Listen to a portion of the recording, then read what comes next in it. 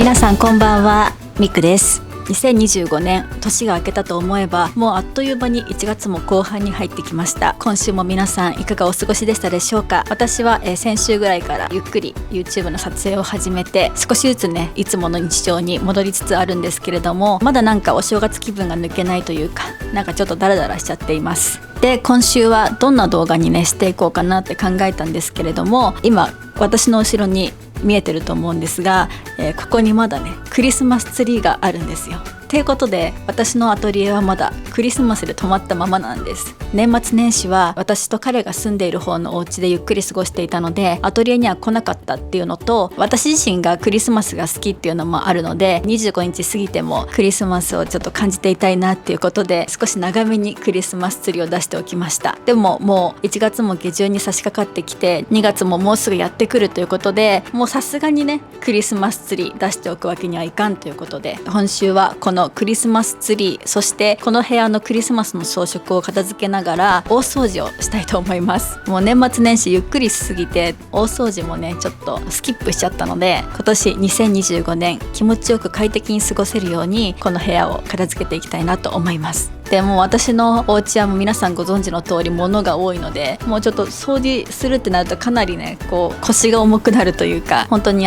気合を入れないと掃除に取り掛かれないので、ちょっとゆっくりね何日かかけて掃除していきたいなと思います。はい、なので今日はこのクリスマスツリーを片付ける、そして明日からキッチンだったりとか、あとは棚とかクローゼットの中とか、そういうところをね片付けていきたいなと思います。それでは大掃除&リセット Vlog スタートです。頑張るぞ。はい、掃除をする前にまず現状をねちょっと共有しておこうと思います。まずここにツリーがありますね。ちょっともう配線もぐちゃぐちゃになってるんですけど、あそこにクリスマスのライトとかもありつつ、あとはこの棚の上にもクリスマスの飾りがふわーってあったりとか、こっちの右側のところの食器とか紅茶類もね結構乱雑に積み重なってるし、本もね結構ガサッと置いちゃってたりとかしています。はい、あとはこのクローゼットの中ですね。クローゼットの中初公開かなと思いますが、こういう感じでレールがあって、そこにねこっちで着る用の服が少し置いてあって、そしてこちら、もともと備え付けの棚があります。はい、ここになんかもうガサッとね、いろんなものを入れちゃってるので、ここはこう収納ケースを使ってちゃんとまとめていきたい。あとこっちの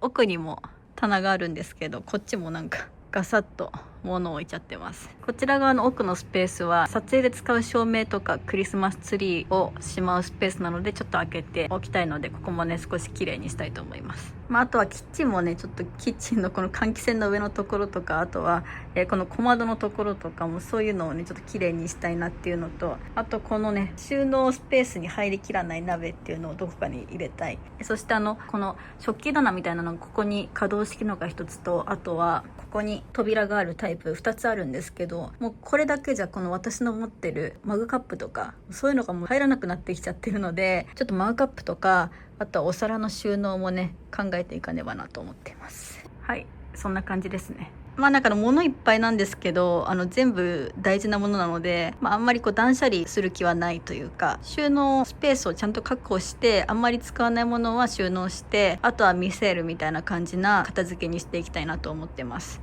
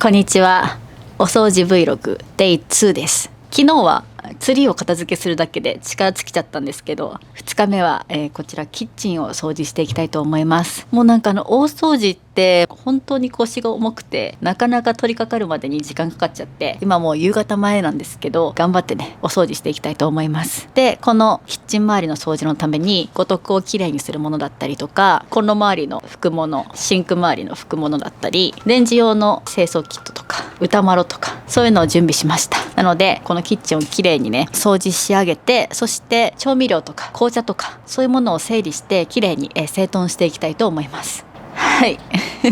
それでは Day2 頑張っていきたいと思います。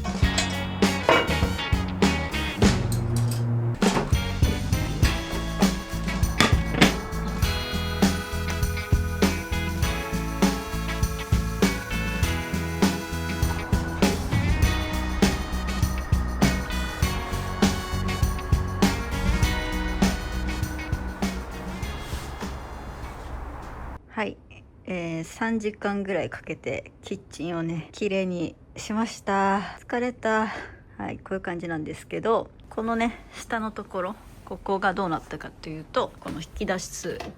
部分、こちら、この中にはこうキッチンのお掃除グッズみたいなものを入れてます。この紙袋の中に細々したものとか、あとはここはジップロックとか、あとはキッチンタオルとか入れてます。はい、ちょっと収納ケースを買いたいんですけど、ちょっとね今回は用意できてなくて、紙袋で代用中です。で、あとこれはなんか一応備え付けのなんかペットボトルと缶のゴミ箱みたいなんですけど、これちょっと使えてなくて何も入れてません。あとこちら、この一番上の段にはお箸だったり、包丁とか、他にもこう料理で使うツールとかをね並べたり、ラップを置いたりっていう感じで、ちょっとここはね改善の見込みがあるというか、今暫定的に置いてるんですけど、このね引き出すスペース、これぐらいしか高さがないので、なかなかねこれに合ったツールボックスみたいなのが見つけられずにいます。一旦こういう感じで収納し、2段目は深めのお椀とか、あとはアヒージョ作るフライパンとか、ホットサンド用のやつですね。そして反対側にボウル、スンドゥブ鍋、あとは小さい方のバーミキュラの鍋を入れました。そして、一番下の段、ここはバーミキュラの大きい鍋とか、あとはミルクパンとかガラスの鍋とか、そういうのを収納してます。で、この食器棚は飾り棚の方をきれいにしてから丸皿とかマグカップとかを移動させたいので、今ちょっとここはねそのままにしてます。で、そしてレンジもきれいにしました。はい、そんな感じで、気持ちすっきりしたかなっていう感じです。とにかく私なりに頑張りました。これでお掃除 Vlog Day2 ひとまず終了です。おやすみなさい。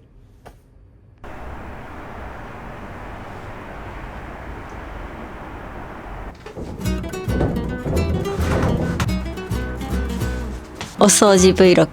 Day3、今日はこのクローゼットの中を整理していきたいと思います。こっちのスペースには、私撮影用のこういうね大きな照明とか、あとはクリスマスツリーとか、そういうのをね入れるために場所を確保しつつ、ここのね洋服の整理、あとはこのもともと備え付けの棚の中に適当にごちゃごちゃっと物を入れちゃってるので、この無印のこちらの収納ボックス、これが多分ぴったりだと思うから、これに物を入れて収納していきたいと思います。はい。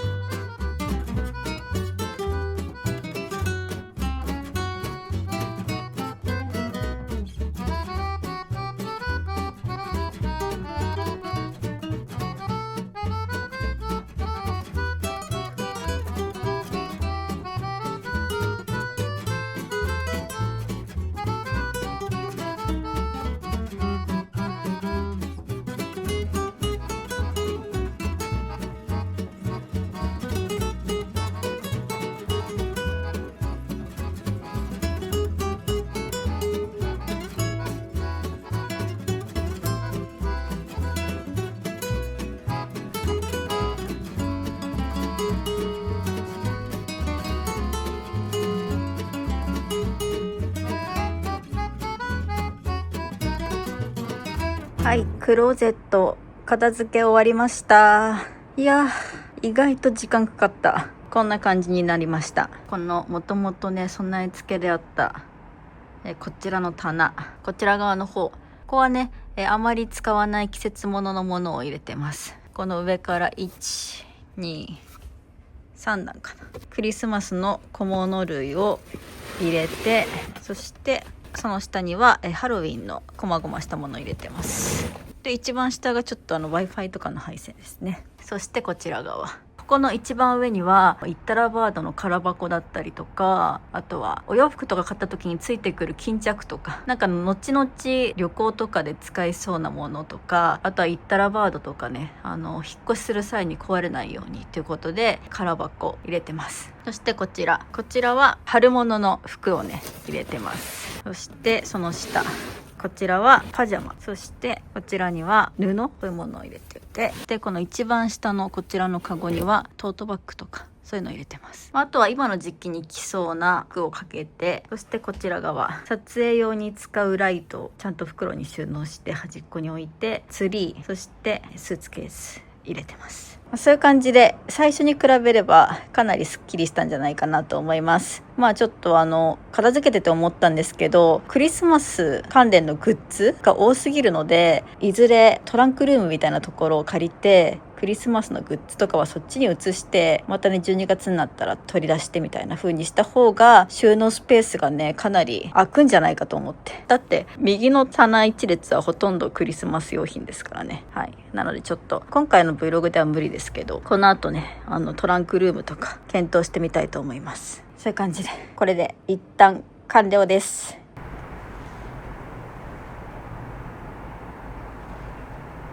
おはようございます。大掃除 Vlog Day4。今日は最後、こちらの飾り棚のところをお片付けしていきたいと思います。今こんな感じでね物が散乱してるんですけれども、今回彼がねこういう感じで棚っていう感じ、棚の中にさらに棚を作ってくれるということで、ここの部分にマグカップを収納する飾り棚、そしてここも2段にしてくれて、キャンドルをこうね2段飾れるようにしてくれるみたいなので、多分この上のスペースが空くっていうのと、こちら本棚、この文庫本をね2段に置きたいので、こちらのこのスペースにもう1個棚を作ってくれて、文庫本2段置けるようにしてくれます。あとはこっち側の半分のスペースに1個ちっちゃい棚作ってくれるので、細々したものを置けるようにしてくれます。その棚が入った後に綺麗に並び替えて収納していきたいと思います。それでは最後のお片付け頑張ります。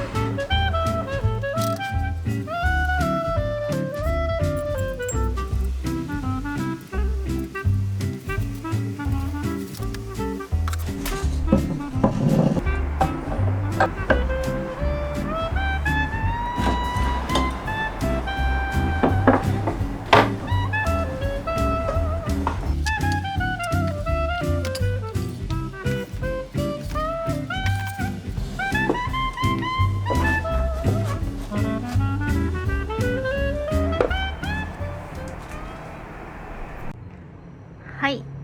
片付け終了しました。棚もね綺麗に整頓できました。ちょっと配置も変えてみたんで説明していこうと思います。まずこちらマグカップ用の棚を彼に作ってもらいました。これはなんかデンマークのブランドにこういうねマグカップをディスプレイする棚が売ってるらしいんですけど、そのねデザインを参考にして彼がオリジナルで作ってくれたものです。この高さに合わせて2段のマグカップの棚、そして下にちょっと空きスペースがあるのでこういう感じでね小皿をね収納してみました。すごい可愛い。今はこの家にあるマグカップいろいろ飾ってるんですけど、いずれはムーミンマグだけでこう全部埋め尽くしていけたらなと思います。そしてその上、フィンランド旅行で購入してきたムーミンのミレニアムプレート、こちらをディスプレイスタンドに立てかけて、そしてこちらジャンディッシュスタンドによく使うお皿を並べて、一番手前にお気に入りのムーミンのお皿を置いています。こちらの真ん中のスペース、一番よく見えるところは思い出のものとか彼からもらったプレゼントを置いています。そして彼が棚を作ってくれたのでキャンドルを2段にしてたくさん置けるようになりました。こちらもここに棚を作ってくれたので香水とかそういうの置いてます。本棚、こちらもここに彼が文庫本をね2段に入れれるように棚を作ってくれたので、こういう風にまとめて置くことができるようになったから、その分スペースが空いて本をねたくさん置けるようになりました。はい、そういう感じでほとんど断捨離せずに今持ってるものをよりすっきりじゃないですけど見せる収納みたいな感じで、今持ってるものを彼の協力のもとうまくディスプレイすることができたかなと思います。これで2025年気持ちよく1年スタートできそうです。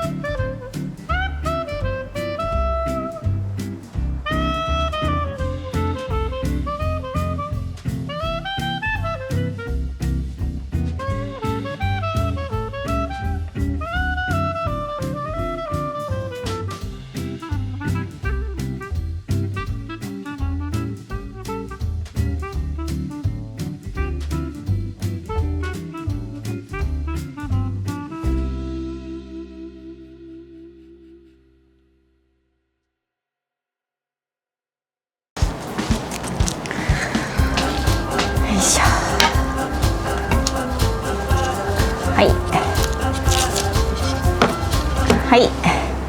始まりました。最近東洋ラジオ第21回、今週もどうぞよろしくお願いします。よろしくお願いします。今週は遅れてきた大掃除 Vlog ということでちょっと大掃除しながらねラジオ、撮らせていただこうと思います。このラジオは私がこのお家にアトリエを持って、そして私たち夫婦が半別居生活になったということで、私たち夫婦の今をお届けするそういうラジオになっています。はい、いやー大掃除大変だね大変にしてるな自分。そうそう、一人暮らしとは思えないさものの量があってさ、もう一つの区画やるだけで一日終わっちゃう、そうでもさ捨てたいものがない断捨離しようにない、全部大事だからさ、だから断捨離せずどれだけ物をうまく収納できるかっていうところでやってきたんですけど、まあ言うても私はなんていうか四角いところを丸く履くような人間なのでそんなにねなんかこう皆さんにこうチップス的にお伝えできるようなそんなお掃除術はないんですけれども、まあ私の中でなんかこういい感じに片付いたらいいなっていう感じで、大掃除やってます。であなた今棚作ってくれて、はい、ありがとうございます。この飾り棚のね棚を作っています。はい、まあ、そういう感じでもう1月も後半ですね。早っ。そうね、早かったね。早かったね。今週はねちょっと青森に出張に行ってまして、まあ、その Vlog もおいおい上がるんですけれども、なので今週はちょっと日曜日投稿になってしまいました。お待たせしました。はい、青森良かったね。青森すごい良かったですね。青森の話早くしたいなって思うんだけど、とりあえず、まあ、青森の話は後でだから、もう最近の近況としては、最近ね、もう最近はもう私はタイムレスプロジェクトっていうオーディションにはまりまくってて、なんかずっと言ってるよね。そうそのことしか頭にもうない。今週もうそればっかり考えちゃってるんだけど。そんな面白いんや。めっちゃ面白い。たまにあなたに話すじゃん。まあ、タイムレスプロジェクトをねご存知の方も多いと思うんですけど、知らない方のために説明しますが、タイムレスプロジェクトっていうのはネットフリックスでやってる、まあ、オーディション番組なんだけど、セクシーゾーンって知ってる？元ジャニーズの、セクシーゾーンっていう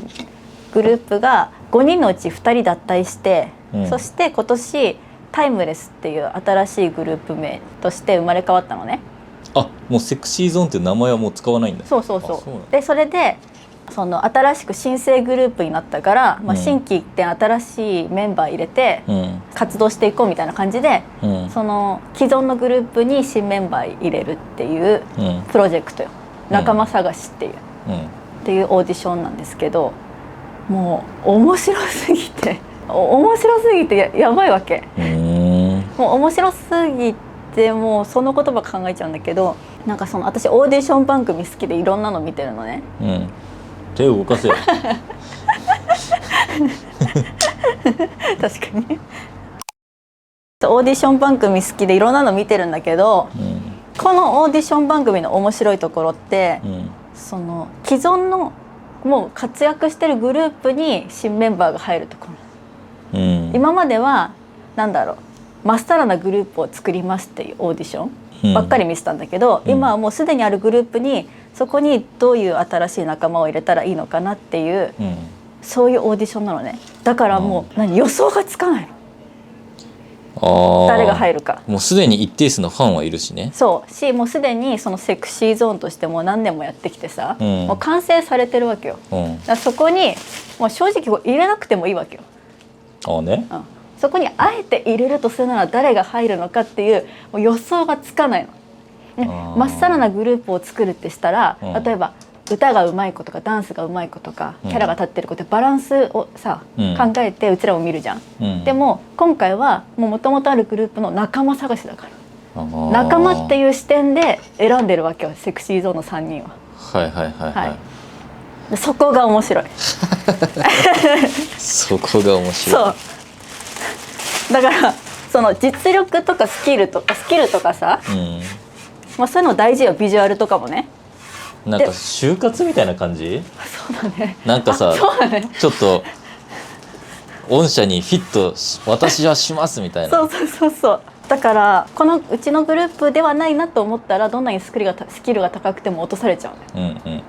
そこがちょっとね面白いところで、1万9,000人の応募の中からもう今12人まで絞られてるのね。タイムレスが所属してる事務所はスタートエンターテインメントっていうんだけど、まあジャニーズのさ伝統を引き継いだ事務所なわけね。でも今回このオーディションはそのジャニーズジュニアっていうさ事務所所属の子たちじゃない一般応募とか募ってるわけ。一般からジュニアっていうのを経ずにデビューするっていうのは今までないわけよ、前代未聞。そうか。今まではジャニーズジュニアっていう育成があったからそこから選ばれてグループじゃん。でも今回はオーディションで決まったらすぐデビューなのね。下積みなしってこと？それがないわけですよ。だからいろんな子がさオーディションに来てるのね。でまあ私が推してる子は一橋大学の大学生の篠塚くんっていう子なんだけど、まあ、その子は本当未経験なわけ。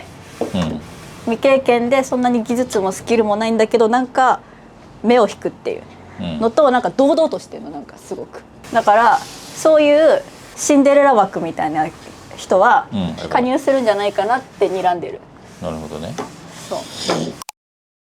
なぜかというとさだから要は就活だからさ、その篠塚くんっていう子はさなんでタイムレスが新メンバーを応募したのかっていうのをよく分かってるわけ。はいはいはいそうもともと3人で完成されてるところに、新しいメンバーを入れるっていうことは起爆剤になる人を探してると思ってるんです、僕はって、インタビューでね、だから僕は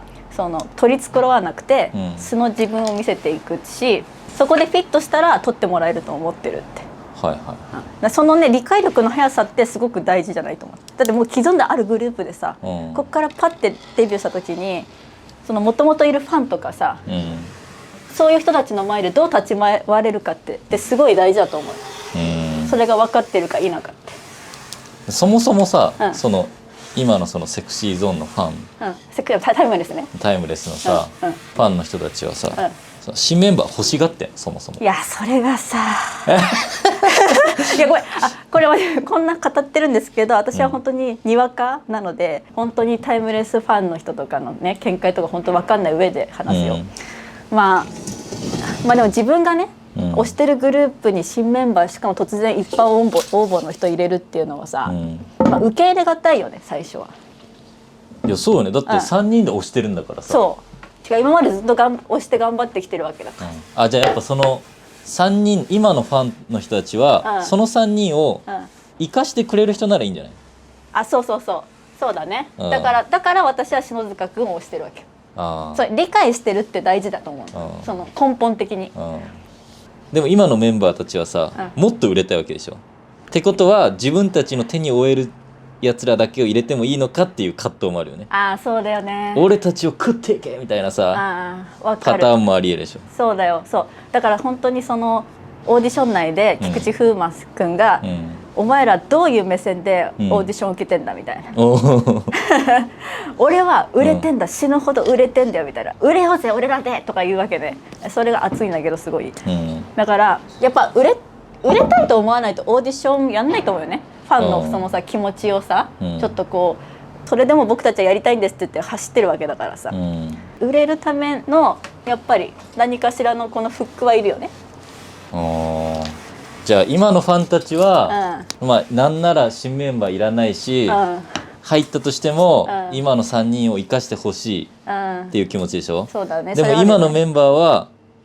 もっと売れたいから俺たち以上の人材を入ってもらいたい。でやっぱりオーディション見てたりとかファン目線からすると、やっぱある程度の技術やスキルも大事なわけ。やっぱそこで黙らさせてくれみたいなさ、だから私の推してる篠塚君はどこまで頑張れるかっていう、どこまで胸を打たせてくれるかこちらにっていうので、伸びしろ枠として入るか入んないかが瀬戸際、だってうまい子いっぱいいるの、みんなうまいんだよ。正直もう誰が入っても、見てるこちら側としては、なんだろう、納得なんだけど、でもファン的には分かんないじゃん、タイムレス、もうすでに既存のね。でも私あまりにもハマりすぎてさ、いろんなインタビューとかも全部追ってるんだけど、結構最近かな、なんかインタビューで菊池風磨くんがメンタルとバランス重視するって言ってた。で私もそうって思うんだよね。だってこれって新しいグループを作りたいわけじゃないよ。すでにあるグループにさ加入してあれするわけだから、相当メンタル強くないとやっていけないと思うんだよね。でさ、私あまりにもハマりすぎてあなたにさ、やっぱこれって男の問題じゃん男性グループだからさ、やっぱ男の気持ちって大事だと思うから、ちょっとあなたに聞いたじゃん。自分がもしタイムレスだったらどういうメンバー入れるって聞いたじゃん、その時にあなたもメンタルって言ったよね。いやもうだってさ、やっぱいくつかリスクはあると思うよね、やっぱりどんなに技術が高くて、そのグループに合ってたとしても、少なからずさやっぱ表舞台に出る、しかも何万人の前に出るってなると、やっぱ批判は絶対来るじゃん、お前なんて入んなくてよかったんだことをさ、絶対言われるわけじゃん、どんな子もね。で多分さその破壊力はさ、もう俺らが想像を絶するぐらいのさ、プレッシャーを受けるわけじゃん、そうジュニア出身の子はさ、やっぱ鍛えられてると思うよ、ちっちゃい時から表舞台出てさ、多分先輩たちのさ、もがい苦しんでる姿を多分目の当たりにしてさ、うん成長していくわけでしょ、うんだからまだオーディション受けてる子って20歳とか、まだ若いでしょ、だからなんか自分が想像を絶するプレッシャーを受けた時にどうなるかっていうのを分かってないと思うよね、そうだよね。いやそういう経験をしてる子もいるとは思うけど、うんなんかみんながみんなそうじゃないと思うから、デビューしましたってなった後に、やっぱ心から崩れちゃって、もう立ち直れないってなっちゃうと、やっぱ新メンバー応募したのに休止そうなんだよねとかっていうのはやっぱさ避けたいと思うよ。いやそうだよね。だからくじけても、うんあこいつは立ち直れるうんっていうところを、うんなんかいろんな角度から見極めることになりそうって思った、いやそうだよね。私もそう思ってる。今回そのオーディションにジュニアはいないんだけど、そのなんか生田斗真さんみたいな、俳優部っていうところから3人来て、もう1人落ちちゃって、あと2人いるんだけど、2人のうち1人がもうものすごい人気なのね今、その見てる視聴者のね。でその人は入りそうだと思うし、私も応援してんだけど、そういういろいろ今までのことをよく分かった上でメンタル強いその人は入りそう、そういうこと。でもそれでもプラスアルファで絶対未経験は入れないと、何のためにこれオーディションしたのってなるんじゃないかなっていう。いやでも分かんないよ。そう別にさオーディションしたから新人を入れないといけないっていうのはやっぱ突き詰めるとそんなことはないよね。いやそうなんだよ。だからそれあなたに言われて私はやっぱさシンデレラ枠っていう、私が推してる篠塚君みたいな本当未経験でも突然やってきた彗星みたいな子がやっぱ入るとさ、盛り上がるじゃん、うおーみたいな、だからちょっとやるんじゃないかなって思ったんだけど、あなたに話した時に、最終的に誰も入れないんじゃないって言われて、みたいなオーディションして誰も入れないとかあんのっていう。ちなみに俺は、一切見てないし、あなたからの、あのね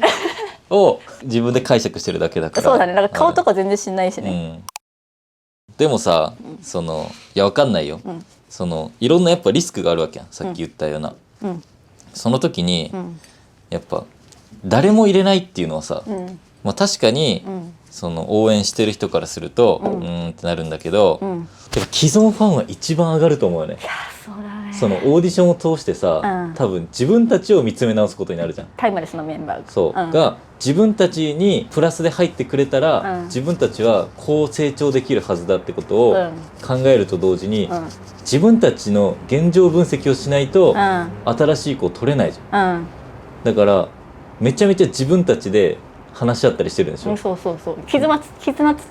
なんか深まってる感じがあるよね。ってことは多分もうより、やっぱ俺ら3人で行こうぜっていう気持ちにもなるやろうし、あなたはもうすでにさ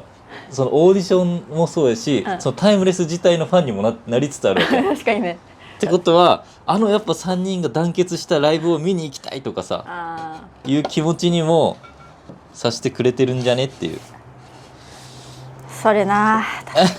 それなってわかる。そうなんだよな。このオーディションがもう新しい系統すぎて、で何人入るか分かんないよ最後まで、普通だったらオーディションって最終11人でデビューですとかあるわけで、だから入んないっていう可能性もあるっていうさ、でもそれはそれ確かに熱いんかなっていう熱いよね。ちょっとなんかちょっと熱いねそれ、ちょっとファンからしたら確かにおーみたいな、もう一回こちらも熱入れて応援するのみたいな雰囲気、気持ちになるよね。でも菊池風磨君は売れてんだよっつって言うわけよ、ジャニーズ系の人はやっぱさバラエティーもさ、こなしていかないかんからね。そういうところの応用力も求められるよな。やっぱ K-POP とはちょっと違うような気がするね。お茶の間にぎわして人気になったりするじゃんやっぱり、そこのポテンシャル高いじゃんやっぱさ、この事務所って、だから面白い。だから本当に今自分がさ、例えば自分がこういう今やってることの仲間を探してるとかいうわけではないんだけど全く、自分がもしこういう仲間を探す時ってどういう目線で人選ぶかなやっぱそういうちょっとなんか今回のオーディションなんかちょっと自分の仕事にも通ずるところがある、なんとなく。だって分かんないじゃん、そのうちらのさ、うん会社が大きくなってうん2人じゃ回らなくなってきました、うんじゃあもし誰か入れるとしたらどうするっておー考えることもあるかもしれないでしょ。確かにないわけではない。その時にじゃあどういう子を取るかっていううんところでも一周回って取らないってなりそうななのさある。結局確かにと思うし、うんでもなんかいいなと思うのはさ、やっぱさなんかこうトレーナーとかさ、うんにさこうお前ら本気でやれよみたいなさ、うんもうこれが最後なんだぞとか言われてはいとかやるわけ。うんでもそういうさシチュエーションってもうやってこないんじゃないっていう、なんかああいうなんだろう青春みたいなのってさ、うん20代までだよなってわかるもう絶対にこの泥臭い感じでうん人が成長していくのっていうのはもう見るしかできないんだなっていう、うんもう見てああ頑張ってって親心で見るしかあもうないんだ、自分にああいう「はい」みたいなうんのってちょっともうないんじゃないかなって切なくなるうん切なく初めて年を取るっていうことに対してちょっと切なさを感じて、うんあの瞬間ってあの時期しかないよなみたいな。俺は分かんないでしょ。それは分かんないでしょ。私が突然分かんないやろそれはまだ。こうやってまだ分かんないよそれは。本当、アイドルになるかもしれない。ここからアイドルいける私、そうっていう感じでそう今ねハマってって、まだ終わってないわけで、私はこの、誰を押すっていうところからもう一歩引いて、誰が入るのかっていう目線で楽しんでるわけなんですけれども、皆さんネットフリーにね入ってたらぜひタイムレスプロジェクト見てください。でなんか推しいたらよかったらコメントで教えてくださいあと誰が入りそうって予想もねぜひお願いします、はい、そういう1週間でした。そういう1週間ねはいそんな感じで先週のラジオで私たちに聞きたいこととか、質問したいこととかそういうのなんか自由によかったら書いてくださいっていうことでいくつかね書いてくださってるのでそちら読んで答えていきたいと思います。はい、どれにしようかな。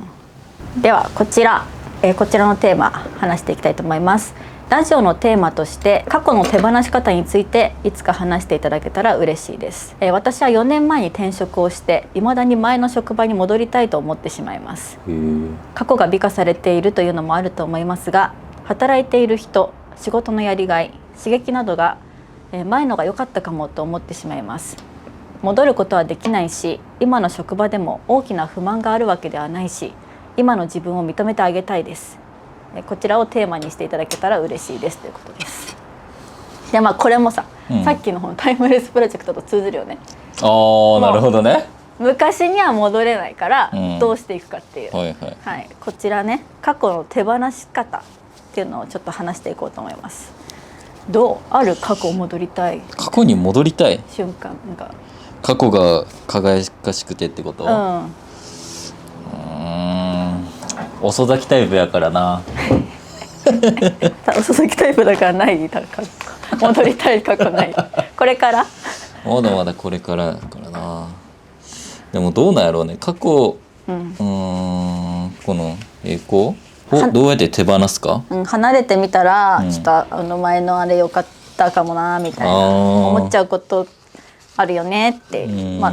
誰しもあるよね。しゃあないしゃあない確かしゃあない上でどう気持ちに区切りをつける、区切りっていうかね、でも確かに分かる。私も、10年 CA やってきて、飛行機乗るたびちょっと思いますよ。なんかいいなみたいな。例えばドアが閉まってさ、客室乗務員はドアモードを変更してくださいみたいな言われた時に、CA ってやっぱマニュアルがすごいから、ドアの操作の時に、こうブツブツ一人でなんか何々すること何々することって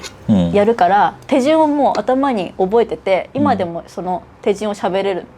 のね、だから飛行機乗ってる時にドアモード変更みたいなアナウンス流れた時、私頭の中でいつもドアモードのマニュアルもう一回復唱してるぐらい、染みついてるものがあるから、なんか確かにあの頃も楽しかったなみたいな思うことはある、けどもね過去ね働いてる人仕事のやりがい刺激が前のが良かったかも。でも意外と戻ったらさ、あれこんなだったっけっていうパターンもあるよね。ああまあそうだね、まあ、よくご飯屋さんも結構そのパターンあるって話よく話すよねうちら。昔大好きだったご飯屋さんにさ、もう一回行ってみようって思ってもう一回行ってみたらさ、あれこんなのだったっけみたいな、やっぱ思い出補正美味しいんだけど、なんかその期待があまりにも高すぎて、美化しすぎてて、あれなんかちょっと期待とはまでには達してないかもなみたいな、ってこと多いじゃん。そうね。こうどうやって手放すか、そういう時どうしてる？なんかどうするだろうね。過去の方がいいのか、いいなって思っちゃうなってどうしても。で今の職場に別に不満があるわけではないらしい。じゃあいいやじゃあいいやその全てをやっぱ手に入れることはできないっていうか、本当は今もさ、いいんだよね結局。離れてみたらこの今もさ、あの時良かったなってやっぱ思うはずなんだよね、でさ結局ずっとそういう感じでなんだよ。ずっとそういう風に思いながら一生終わっていくんだよ。やっぱあの時良かった、さっきも言ったじゃん私が。もうこのキラキラって20代にしかないんだよなみたいなさ、自分にもあったなそんなやれよみたいなはいみたいな時、あれって思うけどさ、その時は結構普通に辛かったわけで、その時それが良いなんて思わなかったわけで、それがやっぱ思い出っていう風になるんじゃないかなって思うんだよね。確かにね、まあ、むしろ過去が楽しい思い出で溢れてるってことは、すごいいい人生を歩めてるってことではあるよね。そうそう、普通嫌じゃん。普通思い返したら最悪なんだったなみたいなことが多いはずなのに、あの職場良かったなって思えてるってことは、その時はすごくいい環境にちゃんと行って自分もそういうパフォーマンスできてたってことなんよね。だからやっぱそう考えると、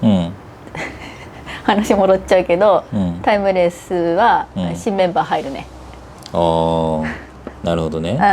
なんかさ、いろんなものをさ、なんか2ヶ月経てばなれるみたいなさ、ツイッターがさ X になった時ってさ、もう本当あれショックだった。超違和感あったじゃん。超違和感あった。しかもなんか X 旧ツイッターっていうさ、ニュースでも書かれてさ、なんかもうもうこれもうツイッターに戻せよってさ、思ってたけどさ、もう今 XXU じゃん。確かに。ってことはやっぱそのタイムレスの人たちも新メンバー入って、絶対って言われるでしょ。言われるね。どう考えてけど半年後とかにはもう、この人タイムレスの人だよねって多分言われてるだろうね。そうだね。タイムレスとしてなんかいろいろ出てるだろうね、テレビ。そういうことだからやっぱりタイムレスメンバー入んなかったっていうので既存のファン喜ぶっていうのもあるけど、やっぱり本人メンバーたちが前を向くって決めた時点で、もう前に行くしかないんやねやっぱ。だからそれはさ、過去を手放してるわけじゃないんだよね。過去含めて前に進んでんだよね。過去を切り離してるわけじゃないわけよ。そのメンバーたちもさ、見てて思うのは過去があるから今があんだよっていう気持ちでやっぱ前に進んでんの。なんかそのオーディションの最初の一次審査の時っていっぱいいろんな人が出てきたんだけど、その中の一人がタイムレスに入ったら新しい景色を見せてあげます、僕がみたいな言ったのね。その時に菊池風磨くんがなんかってことは今までの俺らが見てた景色って何なんですかとか言ってちょっとピリついちゃったのね。もっと素晴らしい景色見せてあげますみたいなこと言われて、今までの景色って素晴らしくないんですかみたいなニュアンスだったんだけど、そういうことなんだよ。今までも素晴らしかった上で、より素晴らしいチームを作っていきたいっていうのが、それがある意味過去を手放すってことなんじゃない？手放すっていうか、いい意味でね。なるほどね。今の原動力にすればいいんだ。そう今。でも実際今自分30何年を生きてきてさ、戻りたい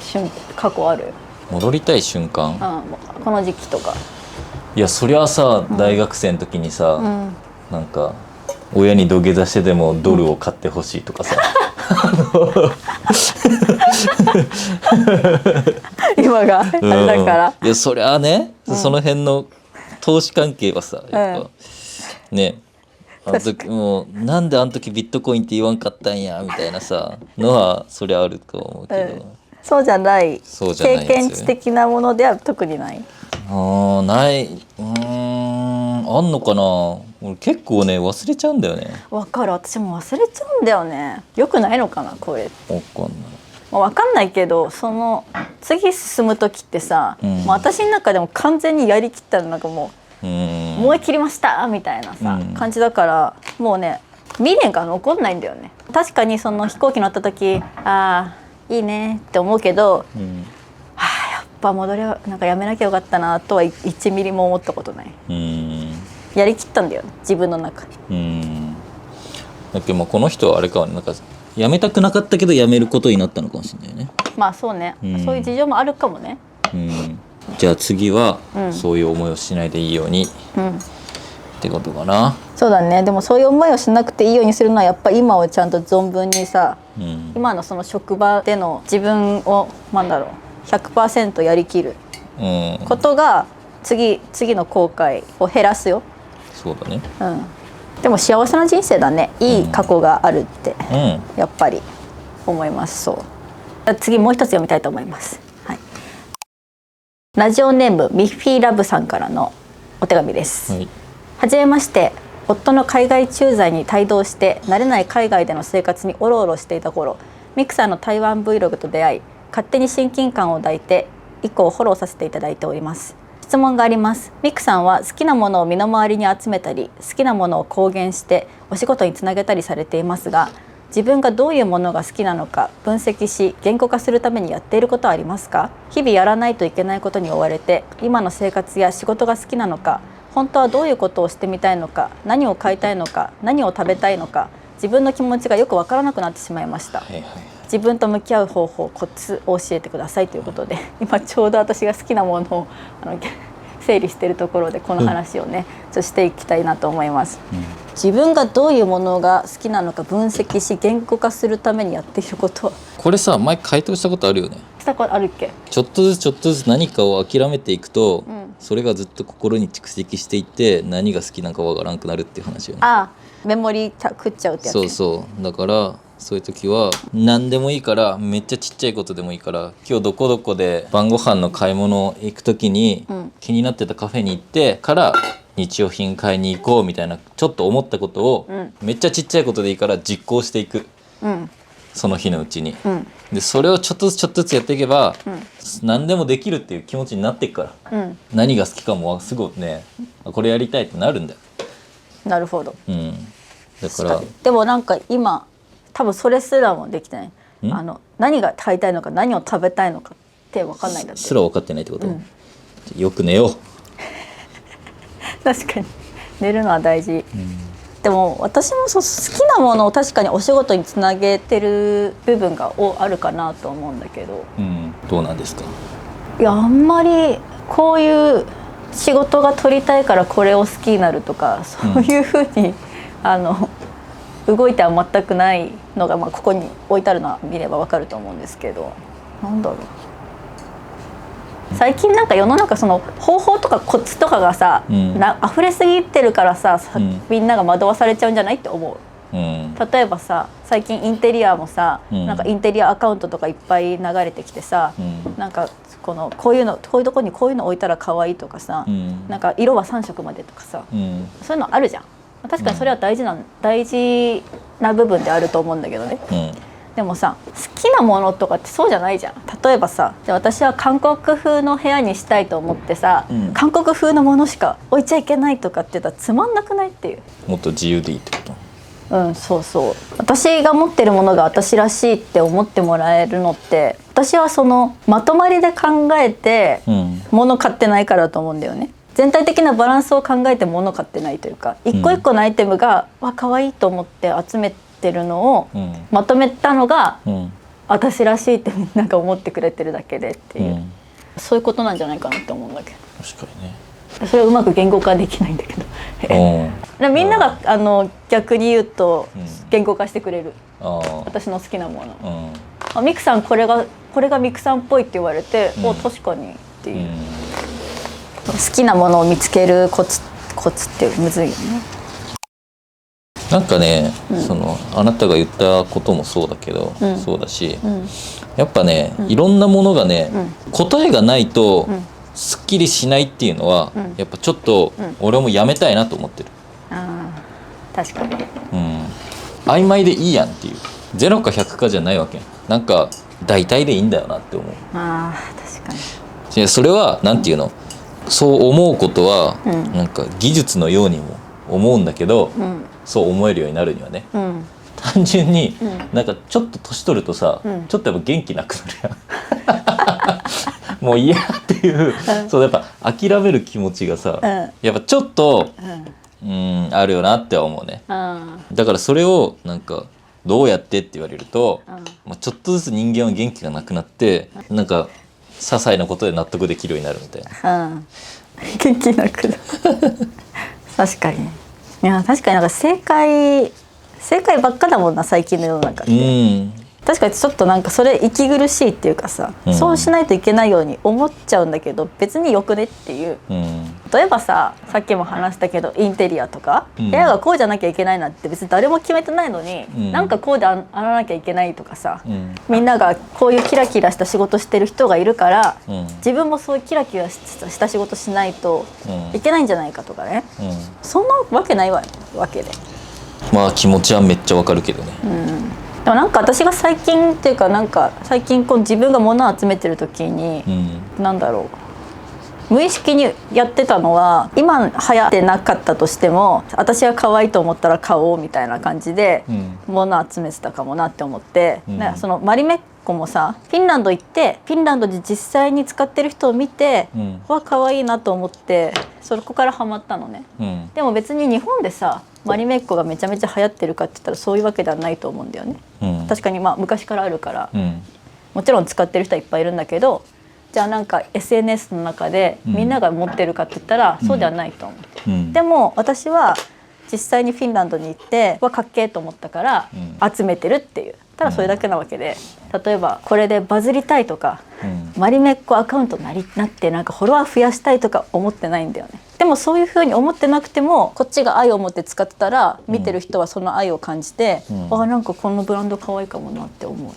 て、そういう原点的な、自分がいいと思ったら別に流行りとか関係ないよねっていう、それって大事じゃないって思い始めてる。それが結果的になんかお仕事につながってるのかもしれない。さすがにちょっと物増やしすぎたなそろそろ入んなくなってきちゃったもんね。でもなんか最近あんまり物欲ない。確かになんかあんま買ってない気がする。まあとはいえそのマリメッコの 2025SS のものはこれから届くんですけど、まあそのプラスアルファ他になんか買ったりとかはしてないっていうか、この前のフィンランドもさ、確かにいっぱい買ってはいたんだけど、なんか思ってたよりは買わなかったよね。なんかあれこれ全部買うとかなかったよね。そうね。例えばアウトレットに行って、安いから買おうとかなかったし、結構冷静に全部冷静に考えて買ってきたよ。買い物上手とはちょっとまだ言いたくないけど、買い物上手ではないかまあなんか吟味するようにはなったよね。まあもう別にもともと吟味してなかったわけじゃないんだけど、本当にこれが心の底から欲しいのかなって、もうちょっとしたら私抜け感欲しくなるのかなとかすらも思ってる。今はいっぱい飾るのが好きなんだけど、抜くことがかっこいいみたいな風になるのかもなとかちょっと思ってるけど、でもやっぱその時にやっぱさ、できるだけ手放す時にさちゃんと手放せるものがいいよねっていうので、そういうのでは物選んでるけど。わかる。本当のコスパじゃないけど、例えば10万円のものと30万円のものがありました。10万円の方は、まあ、欲しいんだけど、5年ぐらいで使えなくなりそうだなっていうものと、でも30万円のやつは正直一生使えるなみたいなことがあった時に、その一時的に自分から出るお金は10万円の方が安くて好きなもの買えるんだけど、なんか30万円のやつ買っといた方が、例えば10年後20年後、もっと言うと50年後とかにまだ使えてるみたいな、自分がどれくらい使うのかとか、使わなくなった時のことを考えた時とか、なんか一概になんか安いからお得じゃないなっていう買い物を最近考えるよね。いやほんとそうだから私よよくTikTok でさ、海外のトレンドの TikTok 見てさ、いつもあなたに報告するじゃん、海外のトレンドってちょっと半年ぐらい経った後日本に来るんだけど大体、ね、今年の2025年は節約が、トレンドなの。節約っていうのもなんかただこう切り詰めてるっていうわけじゃなくて、今あるものをどう生かすかとか、その余計に物を買わないとか、そういうのを見つめ直す若者が増えてますって言って、なんだろう、確かに分かるの。やっぱ時代の流れってみんな一緒、なんか世の中の流れで思ってることってみんな一緒なんだなって思うんだけど、まあなんか俺は違うと思ってても、やっぱトレンドってさ、もう生きてたらさ、影響受けちゃうよね。そうやっぱなんかこのコロナ明けで解放されて、ヒャーってなって、家のものもそうだし、自分が着る服とかも、わーっていっぱい集めてた時期がやっぱあったよね、この2年ぐらい、でふとここで、2025年ぐらいになってから、もういいんじゃないっていう。もういいんじゃないっていうか、なんか一回さ、なんか立ち止まった方がよくねっていうさ、空気感はあるよね。そうちょっと一旦冷静なのっていう、空気感。わかる。だからその節約と流れも一緒で、ソロトラベルっていうのも今年のトレンドらしい。一人で旅行に行くっていうのも、その友達と予定合わすのが大変とか、そもそも一人で行った方がより自分のことを見つめ直せるから、一人で行くっていうのは今年流行ってるって言って、いや私もそうじゃん、行こう、一人で行くとか言って、で私の友達もみんな今年一人で旅行行こうかなとか言ってんのね。一旦みんなちょっと冷静なって立ち止まろうみたいな、ちょっと今フェーズじゃないって。わかる、すげえわかる。ちょっとこれから自分どうしていきたいのかなとか、そういうのを考えれるのってやっぱ一人とか、あとはいろんなものを集めて、買って、それを SNS に載せて、じゃあ何なのってなるとかさ、やっぱちょっとやっぱ少なからず自分にもあるし、世の中もそういう風な感じがするなって思うわけ。なんか旅行もさ、友達と行きたいっていう気持ちもあるんだけど、なんかそれ以上に旅程がさ、もう結局今もうみんな忙しいじゃん。そういろんな働き方しててさ、もうみんな忙しいからもう一人行っちゃうかっていうさ、気持ちにもなるよね。そうなんですよ。ある意味その最初の質問でもあったみたいに過去を手放すわけではないんだけど、過去を振り返りつつ、自分どうしていきたいんだろうって、やっぱちょっと思う時期なんじゃないっていう。だから私なんか大掃除とかもしてんじゃないかなって思って。私さ去年してなかったよね。私大掃除 Vlog って多分動画で出したことないと思うんですよね。っていうのもなんか大掃除してなかったと思うんだよね毎年。でも今年はなんか大掃除して自分が持ってるもの把握したいなってちょっと思ったわけ。持ってるものとか自分のなんか現在地みたいなやつそう確かめようみたいな。でもやっぱり見返してみるといらないものはないのね、今のところほとんどなくて、やっぱりこれは今まで私が欲しがってたものは正解なんだなみたいな、思いつつ、じゃあもうここからじゃあもし足すとしたら何がいいかなっていう、なんだろう、冷静に自分がどれぐらい持つことができるんだろうかとか、管理することができるんだろうかっていうのを改めて考えてから2025年スタートしたいって思ったんだと思う、そういう感じですそういう感じですね。はい、結構いいスタートなんじゃないかなって思っています。でももう物いらないかなとか言いつつ、あなたがそのムーミンマグをさ家でコレクションしてるのを見ると、ムーミンマグだけはコレクションしたいな私も真似して思ってるだからフィンランド行った時とか、そういう時とかにちょこちょこ買ってコレクションしたいから、今あなたにその棚を作ってもらってるだから何でもかんでも0100じゃなくてさ、ここで全く買いませんっていうのも私らしくないから、ちょこちょこ買ったりはするわけなんですけど、見極めですね。だからこの方の自分と向き合う方法コツっていうので、だから一人旅とか行ってみたらどうですか。やっぱ、そうね、ソロトリップ今海外に帯同してるらしいから、住んでる国からさ、飛行機乗ってさ、日本では十何時間飛行機乗んないところをさ、例えば3時間とかで行けるなら行ってみたらどうでしょうね。そうやって一人でこうしみじみ考えるとやっぱいいかなと思いますね。特にその旅行こそさ、その何食べようとかさ、絶対考えなきゃいけないじゃん。確かにね。日常だと何食べたいか分かんないけど、旅行は今日何食べないどこかで何か食べなきゃとかさ、考えるわけだから、それでどんどんさ、自分が食べたいものとかやりたいこととかさ、気づけると思う。めっちゃいいんじゃないですか、ソロトリップソロトリップに行きましょう。短い日数でもいいから。確かにね、強制的に自分で何かを決めないといけない、そう今日何しようとかさ、どこ観光しようとかさ、全部決めなきゃいけないから、自分の好きに立ち返れる気がする。旅ってほら自分を見つけるとか言うけどさまあ自分の好きを見つけるってことなのかもね。はい、そういう感じで進んだのか分かんないけど、結構行ってるね。俺は私もちょっと物を磨きながら、はい、ここに収納していきたいと思います。そんな感じでいいですかね。今週はテーマどうする？さらに募集しとく？次は意外と少なかったよ前回。そうね、ちょっと皆さん、もううちらに質問したいことないんじゃない？まあね結構やってきたもんね。そうだからなんか次は2月、来週はちょっと私Vlog 内で、ジャーナルっていうか、ジャーナルをちょっと作ってビジョンボードみたいなのも作ろうと思ってるので、まあさっきのやりたいことがさ、なかなかわからないみたいな方もいたから、今年やりたいこと、挑戦したいこと、っていうのをぜひね教えていただきたいです。やっぱね書いとくのって大事なんですよ、とにかく。なので今年やってみたいこと、それプラスで何か私たちにこう質問とか、お悩み相談とかあったら続けて書いていただけると嬉しいです。それでは今週の最近土曜ラジオ以上です。また次の動画でお会いしましょう。いくでした